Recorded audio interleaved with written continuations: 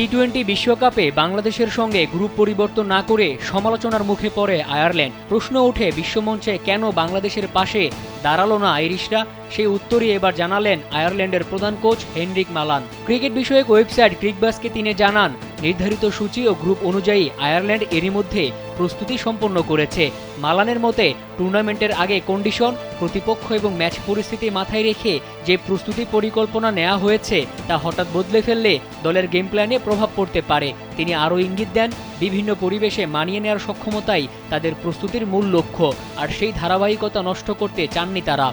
দেশের মানুষের দৃষ্টিশক্তিকে সুরক্ষিত রাখার প্রত্যয় নিয়ে এলো সেফ এলইডি লাইট।